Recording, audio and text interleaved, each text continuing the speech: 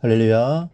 사랑하는 대강의 가족 여러분, 오늘 하루도 하나님의 말씀과 동행하는 삶이 되길 소망합니다. 오늘 함께 나눌 하나님의 말씀은 요한복음 20장 19절에서 23절 말씀입니다. 이날 곧 안식 후 첫날 저녁 때에 제자들이 유대인들을 두려워하여 모인 곳의 문들을 닫았더니 예수께서 오사 가운데 서서 이르시되 너희에게 평강이 있을지어다. 이 말씀을 하시고 손과 옆구리를 보이시니 제자들이 주를 보고 기뻐하더라. 예수께서 또 이르시되 너희에게 평강이 있을지어다. 아버지께서 나를 보내신 것 같이 나도 너희를 보내노라. 이 말씀을 하시고 그들을 향하사 숨을 내쉬며 이르시되 성령을 받으라. 너희가 누구의 죄든지 사하면 사하여질 것이요 누구의 죄든지 그대로 두면 그대로 있으리라 하시니라. 아멘. 예수님은 죽으셨지만 주님 말씀하신 대로 3일 만에 사망 권세를 깨고 부활하셨습니다. 그리고 맨 처음 막달라 마리아에게 보이셨습니다. 마리아의 입장에서 보면 이 얼마나 큰 은혜인지 모릅니다. 큰 은혜를 받게 됩니다.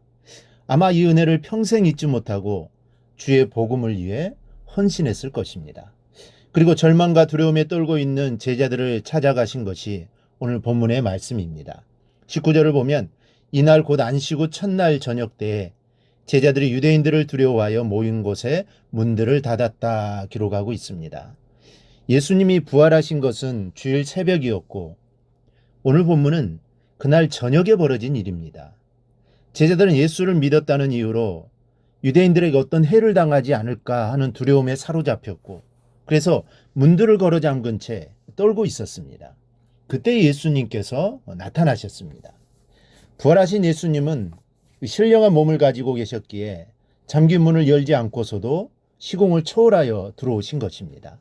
이때 예수님께서는 제자들에게 세 가지 말씀을 하십니다. 먼저는 너희에게 평강이 있을지어다 라는 인사말입니다. 두려움에 떨고 있는 제자들에게 주님이 처음 나타나셔서 하신 말씀이 너희에게 평강이 있을지어다 입니다. 이는 불안에 떨고 있는 너희에게 내가 평강을 주겠다는 말씀이요.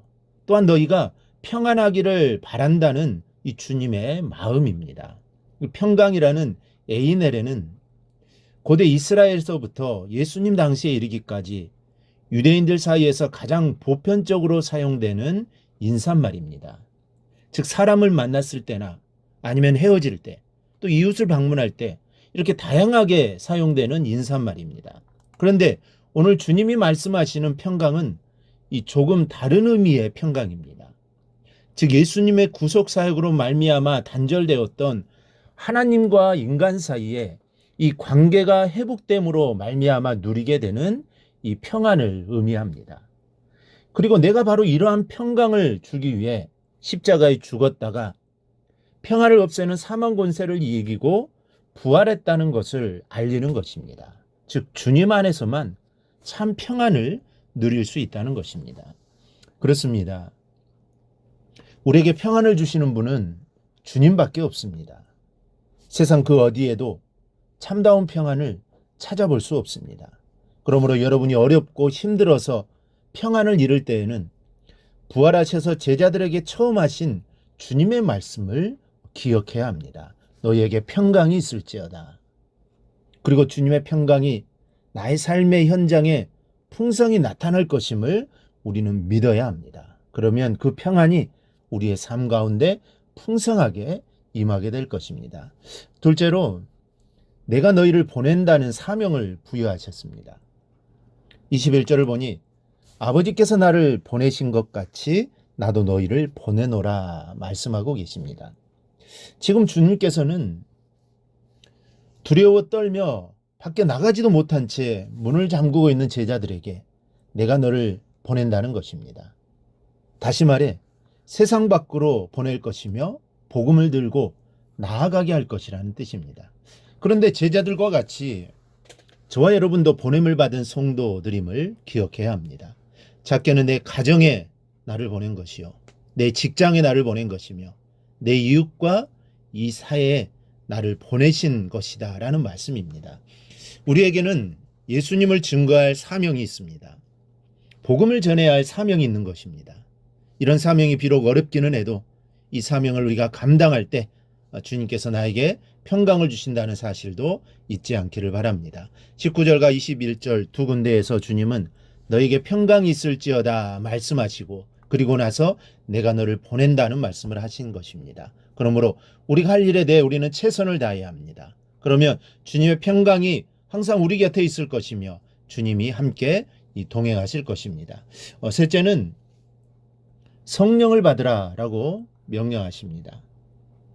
21절 말씀을 살펴보면 이 말씀을 하시고 그들을 향하여 숨을 내쉬며 이르시되 성령을 받으라 하셨습니다. 예수님께서 심호흡을 하시고 긴 숨을 내쉬면서 성령을 받으라 라고 말씀하신 이유가 무엇일까요?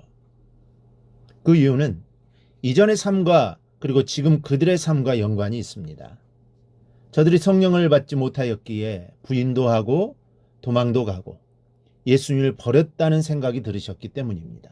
그리고 성령이 충만함을 받지 못하였기에 지금도 두려워 문을 잠그고 숨어서 떨고 있는 것입니다. 그러나 얼마 뒤 제자들은 성령의 충만함을 받게 되고 세상을 향해 복음을 들고 과감하게 질주하는 제자들로 변하게 됩니다. 그들을 이렇게 변화시킨 것은 바로 이 성령입니다. 그래서 주님은 성령을 받으라 라고 말씀하시는 것입니다. 여러분, 부활하신 주님께서 제자들을 찾아와 하신 말씀을 깊이 새길 수 있기를 바랍니다. 너희에게 평강이 있을지어다. 나도 너희를 보내노라. 성령을 받으라.